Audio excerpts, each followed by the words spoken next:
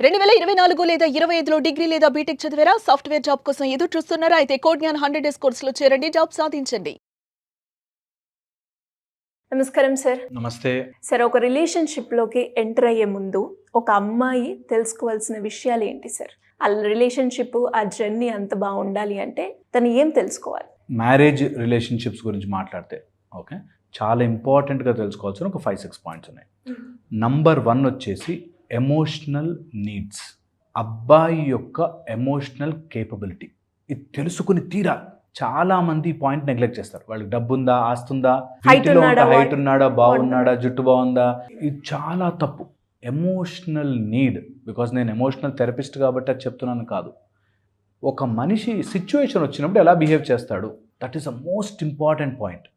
ఇది అందరు అమ్మాయిలు నేర్చుకోవాల్సిన స్కిల్.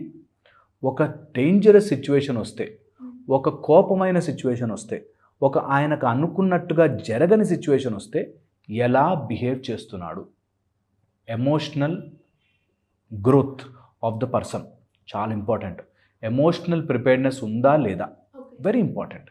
ఎందుకంటున్నానంటే ఏదైనా సందర్భం వస్తే వాడు అన్నిటి కోపం వచ్చేస్తుంది. అదే కోపం కానీ మంచివాడండి, రాంగ్, నాన్ సెన్స్. ఎప్పుడు ఒప్పుకోద్దా పాయింట్. కోపము కానీ మంచివాడండి ఉండదు. నువ్వు ఆ కోపాన్ని ప్రతి సంవత్సరం, ప్రతిరోజు, ప్రతి నెల తట్టుకోలేవు. సో ప్రతి దానికి కోపం వచ్చేసి అన్నిటికీ ఇరిటేట్ అయిపోయి, రాంగ్, నాన్ సెన్స్.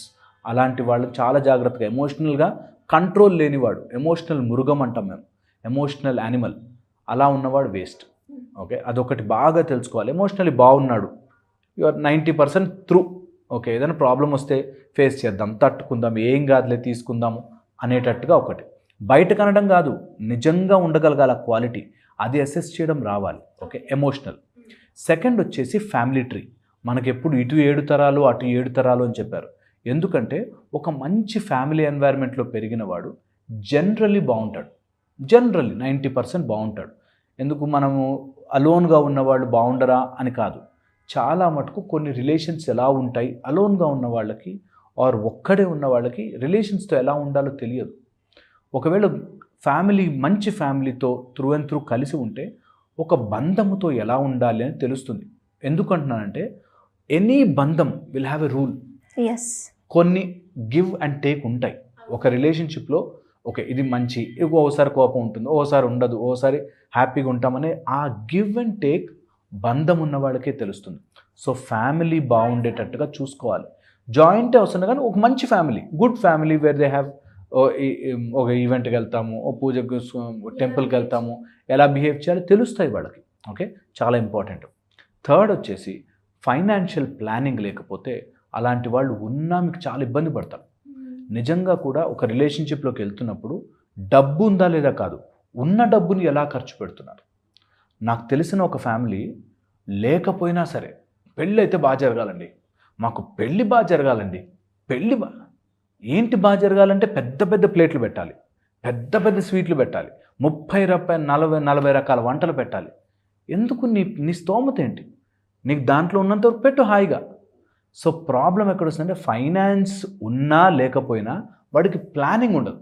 అనవసరంగా 30 చీరలు కొనుక్కోవాలి, 50 బట్టలు కొనుక్కోవాలి, 5 షర్ట్లు కొనుక్కోవాలి, నాకు ఇలా ఉంటే నచ్చుతుంది. అలాంటి వాటితో చాలా జాగ్రత్తగా ఉండాలి. Very very important. Financial planning or financial clarity లేని వాడితో ఎక్కువ రోజులు తట్టుకోలేము. Okay, and fourth most important thing, హ్యాబిట్స్కి ఎప్పుడైనా తాగచ్చులే, ఈ మధ్య తాగుడేం పెద్ద అలవాటు కాదులే, ఎప్పుడైనా, నో వే, నో ఛాన్స్. అలాంటిది గనక మీకు ఫస్ట్లో అలవాటు కాకపోతే, ఫస్ట్లో అది అర్థం చేసుకోలేకపోతే, దాని తర్వాత ఫ్యూచర్లో అది అన్కంట్రోల్డ్గా మారే ఛాన్స్ ఉంటుంది. ఒకవేళ మరీ తాగుబోతులు అందరూ చెడ్డవాళ్ళ అని ఆలోచిస్తే మాత్రం ఎంత కంట్రోల్ ఉంది అన్నది తెలుసుకోవాలి. Control of what they are doing. ఆ కంట్రోల్ తప్పిన రోజున మనిషి ఎంత జంతువులా మారతాడో అని తెలుస్తుంది. బికాజ్ మేము చూస్తాం, ఏ బంధమైనా తెగిపోయి నాశనం అయిపోతుందంటే వాడు పెద్ద అడిక్ట్ అయి ఉంటాడు ఏదో ఒక విషయంలో. అది it can be paan, it can be alcohol, it can be cigarette, drugs, or వాడి యాంగర్, వీటికి అడిక్ట్ అయిపోతాడు. సో అలా ఎనీ అడిక్టివ్ హ్యాబిట్స్ ఉన్నాయంటే చాలా జాగ్రత్తగా ఉండాలి. Okay, fifth and the most important, health. ఒక అబ్బాయి వాడి హెల్త్ గురించి పట్టించుకోలేదు అంటే, హెల్త్ కేర్ తీసుకోవట్లేదు అంటే, అలాంటి వాడు చాలా చాలా చాలా ఇబ్బంది పడతాడు. వాడిని జీవితాంతం తల మీద పెట్టుకుని చూసుకునే బరువు నీ మీదకి వస్తుంది. అందుకని ఎప్పుడైనా యాక్సిడెంట్ అవ్వడమో లేకపోతే ఏదైనా హెల్త్ ప్రాబ్లం రావడమో ఓకే, బట్ తెలిసి తాగేసో, తెలిసి తప్పుడు పని చేసో, తెలిసి హెల్త్ ప్రాబ్లం తెచ్చుకుంటే there is no end to it. ఆ సఫరింగ్ చెప్పలేము. ఇంకా ఆమె మ్యారేజ్ చేసుకున్న నుంచి అన్ని హాస్పిటల్స్ తిరిగి, అన్ని చోట్లకి తిరిగి ఇదే ఊడిగము సేవ చేయడమే ఉంటుంది. సో హెల్తీగా ఉన్న వాళ్ళని చేసుకోవాలి. ఎందుకంటే ఇద్దరూ సమానంగా బ్రతుకుతారు హ్యాపీగా. లేకపోతే ఎంతసేపు యు ఆర్ సర్వెంట్, ఒక నర్సు లాగా, ఒక సర్వెంట్ లాగా మారిపోతుంటారు. వీటితో పాటు ఎంత కుదిరితే అంత సోషల్ స్పిరిచువల్ డెవలప్మెంట్, ఇది ఎంత ఉన్నవాడు చాలా నీకు లైఫ్లో ఒక స్మూత్ వాక్ అవుతుంది. ఎప్పుడైతే ఈ స్పిరిచువల్ సోషల్ డెవలప్మెంట్ ఉండదో, సోషల్ డెవలప్మెంట్ అంటే నేనుంటున్న కాలనీలో నాకు 100 మంది శత్రువులు ఉన్నారనుకో, నేను మంచివాడిని కాదు, పక్కనోడు మంచోడు కాదు, ఎదురుండ మంచోడు కాదు, వాడు మంచోడు కాదు, అందరూ నువ్వు మంచోడు కాదు అన్నారు, నువ్వు మంచోడు కాదు. సో చాలా important that you are living in the social dynamics. Okay, 1 spiritual development చాలా చాలా ఇంపార్టెంట్. ఏదో ఒక భక్తి మార్గంలో, భక్తి ఎందుకు ఇంపార్టెంట్ అంటే వాడికి భయము భక్తి ఉన్నవాడంటే there is a discipline in their life. ఆ రెండూ లేనిది ఎటన్నా తిరగచ్చు మనిషి, ఎలాంటి మృగమైనా అయిపోవచ్చు. నాకు భయం లేదు, ఐ కెన్ డూ ఎనీథింగ్. నాకు భక్తి లేదు, నాకు దేవుడే చూస్తాడనే భక్తి లేదు, కాబట్టి ఐ కెన్ డూ ఎనీథింగ్ అన్నట్టు. సో అందుకని రాంగ్ వెళ్ళే మార్గం ఉంటుంది. వీటిని జాగ్రత్తగా మైండ్లో పెట్టుకుని, ఇంకా అట్లా లిస్ట్ చేస్తే చాలా ఉన్నాయి. వీటిలోనే నేను ఎప్పుడు చెప్తాను, highlight important point, mental health support చేసేవాళ్ళు. నీకు ఫ్రస్ట్రేషన్ వస్తుంది, నీకు పిచ్చి కోపం వస్తుంది అంటే ఏం కాదురా నేను ఉన్నా కదా అని చెప్పలేని వాడు నీకు ఎప్పటికీ అవ్వలేడు. అండ్ ఓన్లీ మాటలు చెప్పేవాడు నీకు ఎప్పటికీ కుదరదు. ట్రూ. ఇది చాలా ఇంపార్టెంట్. ఈ విషయం మెంటల్ హెల్త్ అనగానే ఏం కాదు బేబీ నేనున్నాను నోట్తో అంటే కాదు, రియల్గా ప్రాబ్లమ్ని సాల్వ్ చేయగలిగే కెపాసిటీ ఉన్నవాడు కావాలి. అలాంటి వాడైతే నిజంగా ఈ పాయింట్స్ చూసుకోవాలి. ఏ అమ్మాయి అయినా సరే లిస్ట్ రాసుకుని 6-7 పాయింట్స్ ఇవి ఉన్నాయా, mostly they will be fine. Mostly అయినా కూడా కాంప్లికేషన్స్ వస్తే తట్టుకుని ధైర్యంగా ఫేస్ చేసి మార్చుకునే కెపాసిటీ ప్రతి అమ్మాయిలో ఉండాలి. అండ్ నాకు ఎప్పుడు నమ్మకం తెలుసా, ఒక ఉమెన్ బాగుంటే ఆ ఫ్యామిలీ, ఆ సొసైటీ అంతా బాగుంటుంది. ఉమెన్ హెల్తీగా ఉండాలి. So always make sure that me compatibility తీసుకుని తెలుసుకుని అలాంటి వాళ్ళని చూస్ చేసుకోవడం ఈజ్ అ రైట్ ఆప్షన్.